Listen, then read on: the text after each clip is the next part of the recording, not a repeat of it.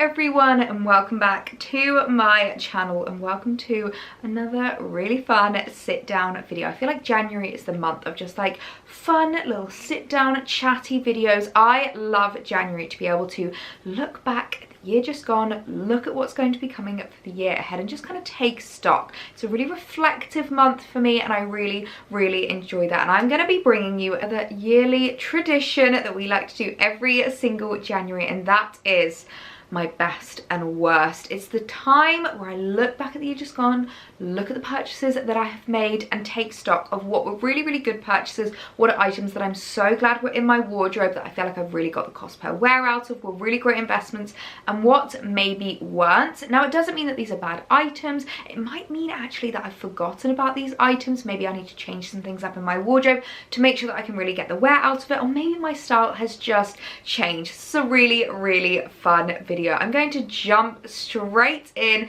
and we can chat about my best and worst purchases of 2022.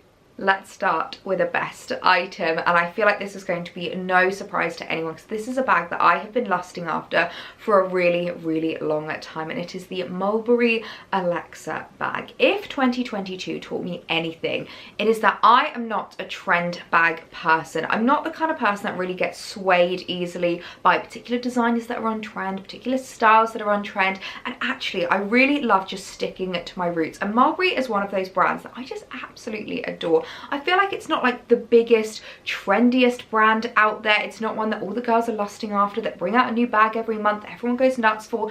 Mulberry is one of those timeless, classic brands that I feel like just epitomizes everything I want in my style. I want them to be classic, I want them to be well made, I want them to be timeless, and Mulberry I feel like really epitomize that as a brand. I love everything that they do. They have so many gorgeous designs, gorgeous handbags. Honestly, if I could have an entire collection of Mulberry bags, I would be very happy. But the Alexa is one that I have been eyeing up for such a long time. It's a really cute little kind of crossbody bag. It's got like quite a lot of detailing actually. It's got these like buckles, it's got a little bit of a braided top handle, and we've got the clasp here. Now, one of the things I was really unsure about this bag is because of the softness of the leather. As you can see, it does mold quite a lot and it does move about, and that's part of the reason why I wanted to get the mini Alexa. It does come in quite a few other sizes. You've got this, you've got one up, and I think you've got a large one. And when I see the wear from the large ones, it was really putting me off getting this bag because I was really worried that it was going to look quite old and quite used after a very short period of time. But actually,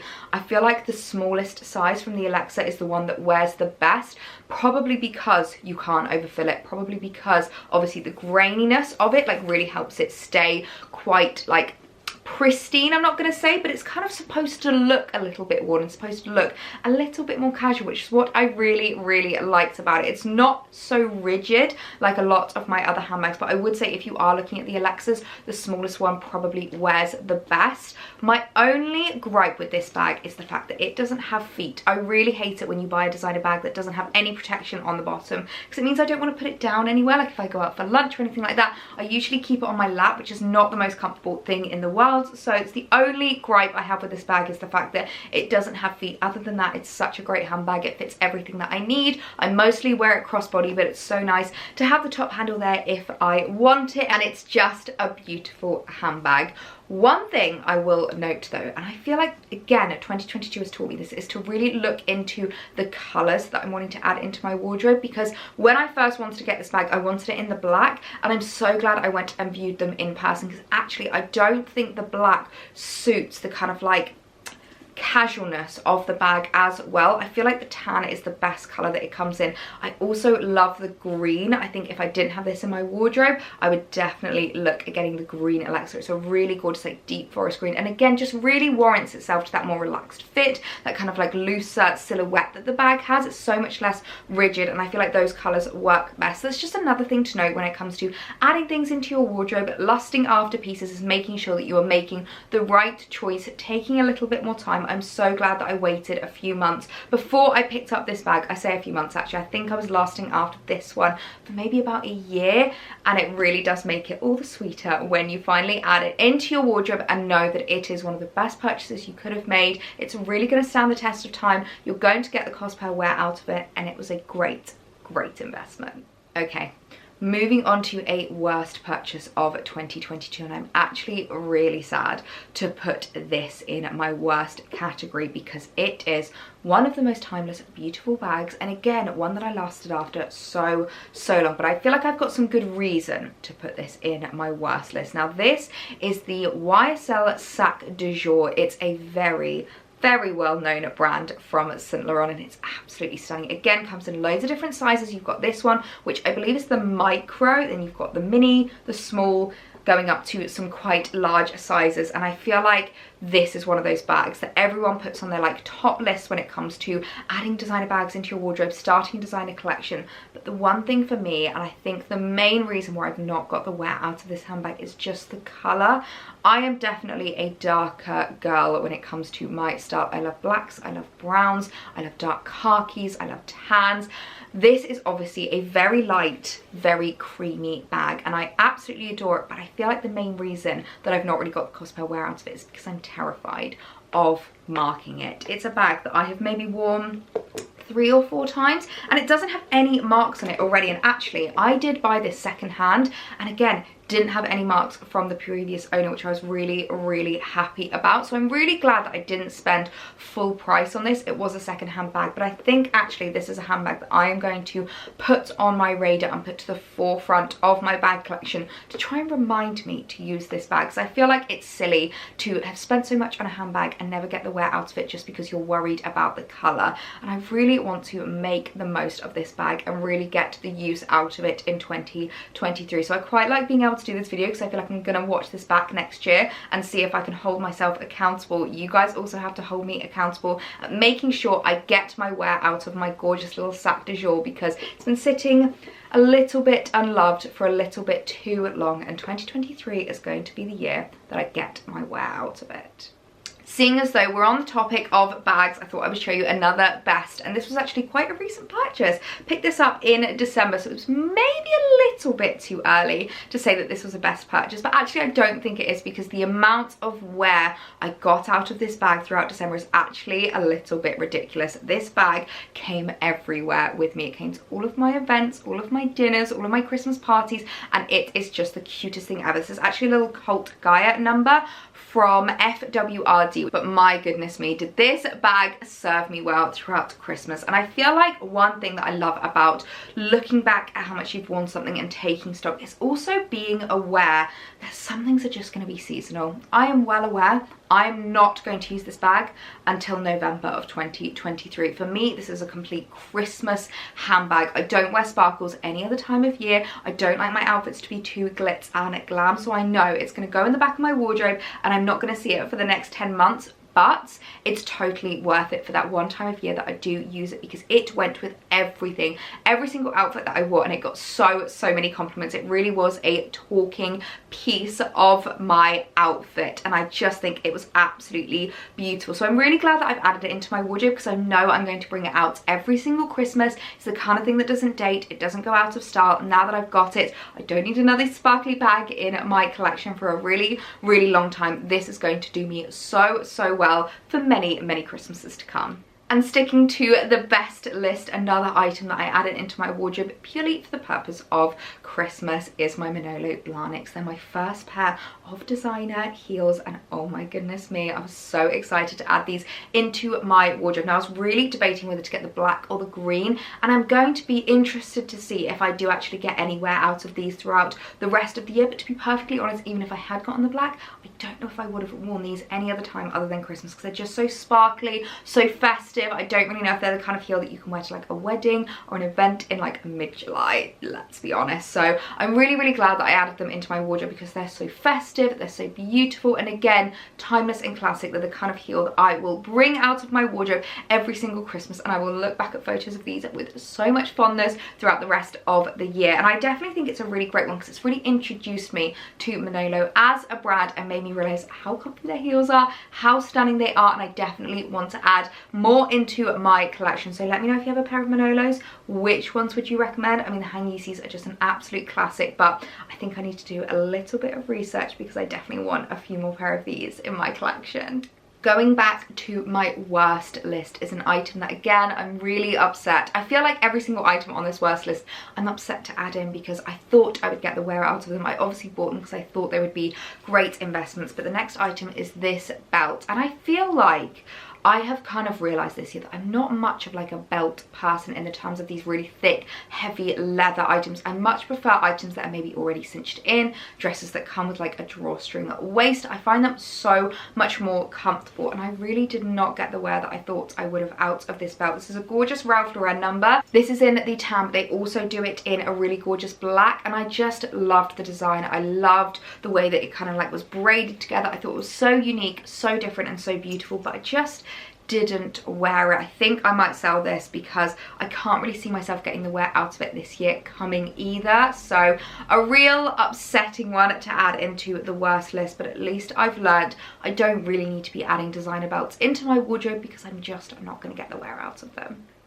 Something that I definitely did get my wear out of, however, is my Jimmy Choo boots. My goodness me, did I get the wear out of them. I don't think I was expecting to have worn these as much as I have.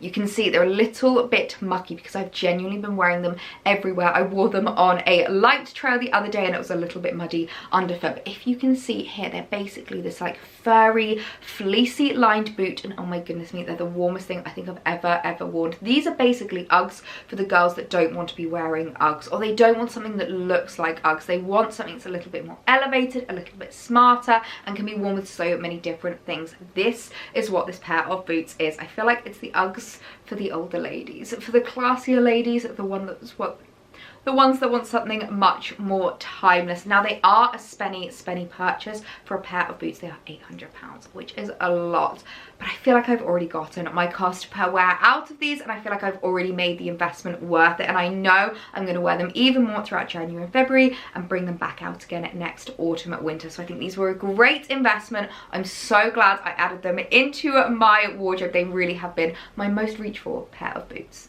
Now, an item to add to the worst list that a lot of you might be a little bit surprised by, and these technically aren't a 2022 purchase. I am making a little bit of an exception for these, so I hope you guys don't mind, because I bought these right at the end of 2021 and I didn't include them in last year's video because I felt like I hadn't really gotten enough wear to kind of warrant that whether they were going to go on the best or worst list. But I'm so glad I waited and put them in this year's video, because I feel like if I had filmed this last year, these would have gone on my best list, but this year they're going on the worst list, and those are my Fendi tights. I'll pop a photo on screen if you want to know which ones I am talking about. Now, I loved these tights when I first got them. I got so much wear out of them. I styled them so much, but this season I haven't touched them, and I feel like they are kind of the epitome of a trend piece, and that's probably why you shouldn't spend designer prices on trend items that aren't going to last you year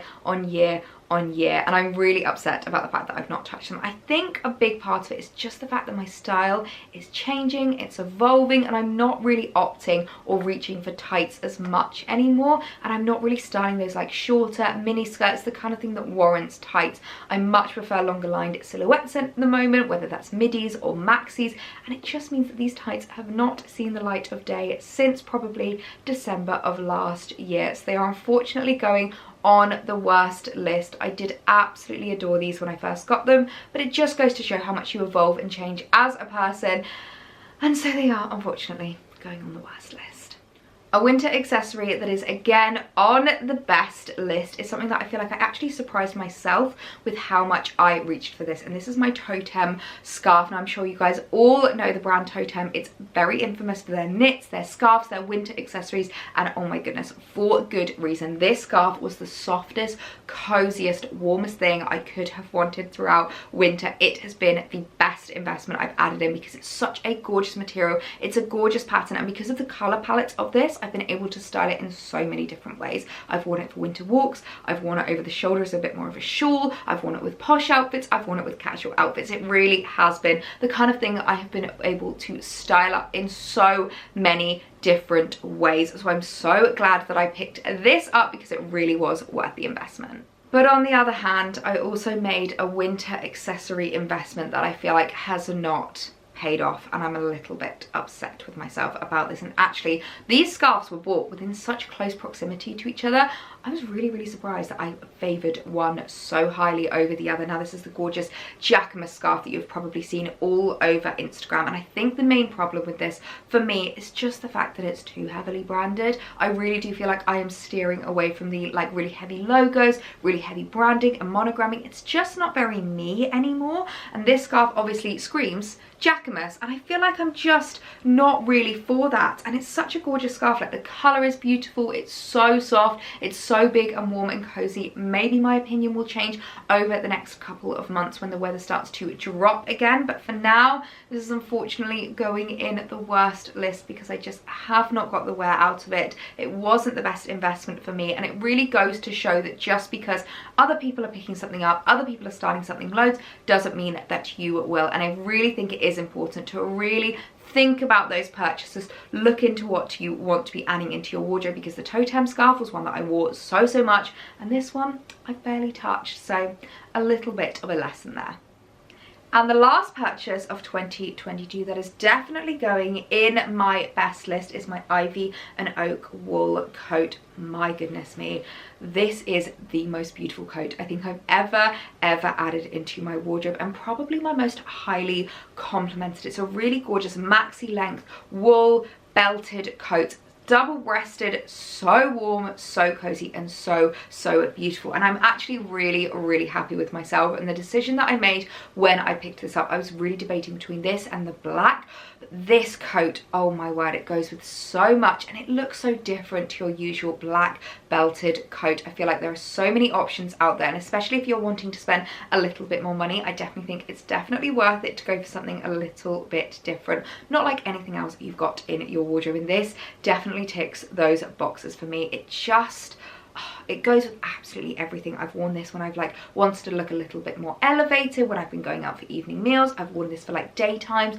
meetings in London, shopping trips with the girls. This really is my most worn coat of 2022, and really has made me realize how important it is to invest in the right pieces. I really think 2023 for me is going to be the year that I really curate my coat collection. I feel like in the past I've been quite haphazard with my coat buying, and I feel like I've picked up a lot of maybe like high street alternatives that haven't lasted the test of time, haven't been as classic, haven't been as beautiful, whereas this coat really has changed my opinion of designer coats and made me realize how much I want to curate my collection in my wardrobe. So this is definitely going in the best list of 2022 purchases. So those were my 10 best and worst purchases of 2022. I tried to whittle it down to my top / bottom 10 to show you guys. I feel like throughout 2022 I really started to change my habits with regards to shopping, and I really started to evolve what I'm adding into my wardrobe, which is why I feel like this has been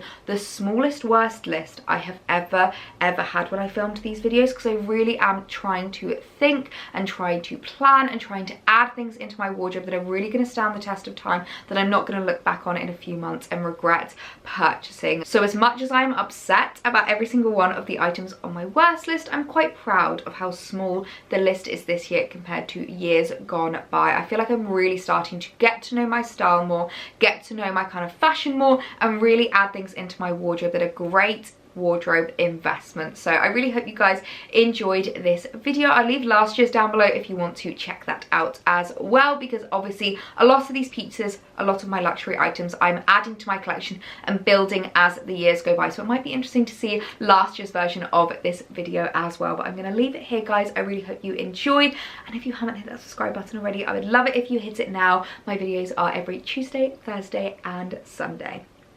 So I will see you guys in the next one. Bye!